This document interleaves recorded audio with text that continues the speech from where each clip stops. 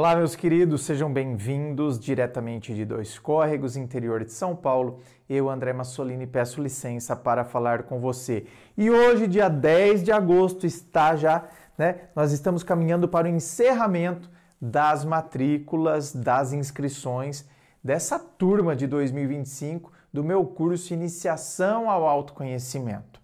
Tem sido um sucesso. Nos outros anos nós fizemos 2 turmas, no começo do ano e no final do ano, e esse ano de 2025 essa será provavelmente a única turma, né? Porque nós já estamos em agosto. Então assim, se você quer se conhecer, como dizia Sócrates, conhece-te a ti mesmo. Se você quer enraizar-se em si mesmo e aí começar a perceber por que será que você tem um olhar um tanto quanto desconfiado sobre si mesmo. Você não se vê da maneira como deveria. Aí fica cheio de inseguranças, né? Não tem força suficiente para se posicionar. Em relacionamentos acaba se anulando. Ou, sendo inseguro, acaba desenvolvendo um ciúmes possessivo. Ou, ainda que não seja um ciúmes possessivo, você não mostra para a pessoa que você tem ciúmes, mas você por dentro morre de ciúmes. Isso tira a sua paz de espírito, fica criando as teorias da conspiração a tal ponto de chega em tal ponto que prefere terminar o relacionamento. Porque não aguenta mais aquela incerteza, aquele vulco aí dentro de você, acreditando que o outro está aprontando e te traindo. Por quê? Porque tem questões internas que precisam ser resolvidas. E isso se resolve com autoconhecimento. Inscreva-se nessa turma de 2025, você verá que será um marco divisório na sua vida, na sua história. Você vai falar, olha, tem um eu antes do autoconhecimento e um eu depois do autoconhecimento. Aqui na descrição do vídeo tem aí o link para você conhecer o curso, para você ver lá os módulos e aí você se inscrever. Muito bem, vamos então à pergunta dele, que diz assim. Boa noite, meu nome é Gerson, sou aqui do Rio, tem 6 meses. E como recomeçar depois de um luto, se a gente ainda sente carência e essas coisas, sente falta de conversar com alguém e no mesmo momento também sente culpa. E eu queria ouvir o que você tem a dizer sobre isso. Ô, querido, aqui acho que são 2 pontos que a gente tem que trabalhar aqui.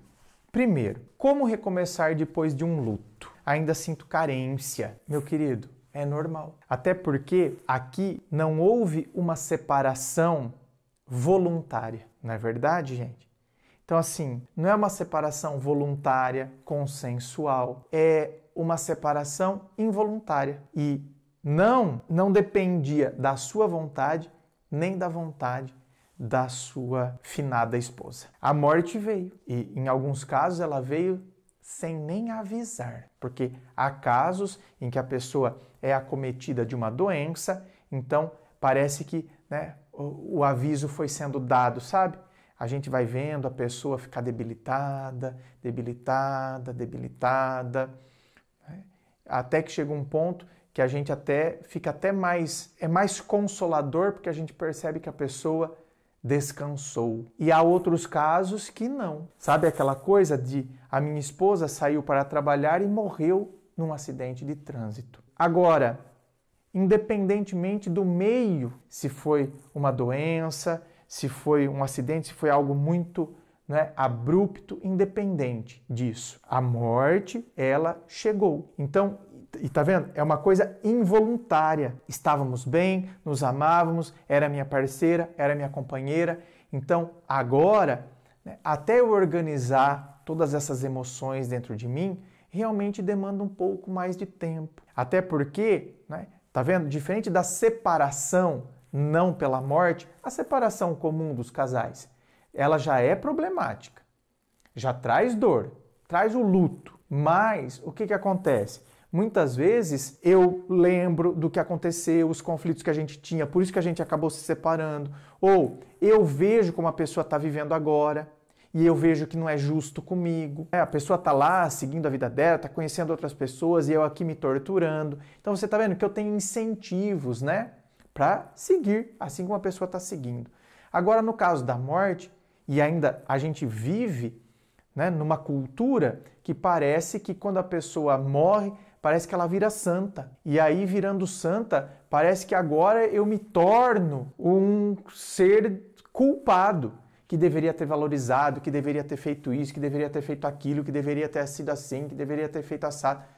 Então, a morte, ela pode nos amarrar mais, sabe? Nos lançar assim numa areia movediça que torna o processo mais lento. E tudo bem, a gente tem que respeitar também, mas é necessário que a gente entenda essa dinâmica que eu estou colocando aqui. Porque se eu não entendo também essa dinâmica, né, eu vou me colocando de tal modo que eu acredito que então eu nunca mais vou amar ninguém. E eu posso fazer isso. E aí a gente entra no segundo ponto, que é o ponto da culpa. Eu posso e devo fazer isso sem nenhuma culpa. Presta atenção, meu anjo.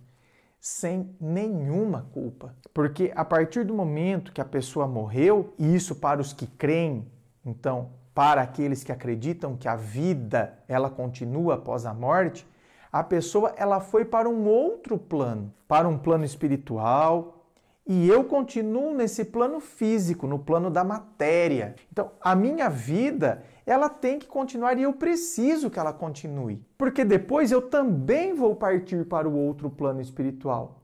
Aí é que vem depois, né, os questionamentos que inclusive fizeram para Jesus. Escuta, o cara morreu, ela ficou viúva e aí na cultura judaica o irmão tinha que assumir para que ela não ficasse desamparada. Então aí casou de novo, depois casou de novo. E agora lá, mestre, quando se encontrarem no paraíso, ela vai ser esposa de quem? E aí Jesus falou, eles viverão como anjos. Ou seja, isso não vai acontecer. Essa posse que a gente tem aqui não vai acontecer no mundo do lado de lá. Então, você está vendo? Lá a realidade é outra. Então, aqui eu não tenho que ter culpa. Você vê que coisa? O próprio Jesus deu esse exemplo. Aqui eu tenho que fazer com que de fato minha vida aconteça porque eu mereço isso. Certo? Eu não preciso fazer isso agora, como se eu tivesse me separado. Eu não preciso já me envolver com outra pessoa agora, certo? Eu tenho que respeitar o meu momento, o meu luto, mas eu tenho que ter consciência que isso é um direito meu, que eu mereço isso e que eu não estou ofendendo a memória, a alma da minha esposa. Não existe nada de ofensivo nisso. Nada de ofensivo nisso. Presta atenção. Nada. Eu não estou aqui, não é? Profanando. Tem nada disso. Aliás, a própria igreja, que é tão tradicional, conservadora, tal, até que a morte o separe. Assim que a morte o separou, você tem o direito de se casar de novo, inclusive na própria igreja. Então, existe algo pecaminoso? Tem por que eu sentir culpa?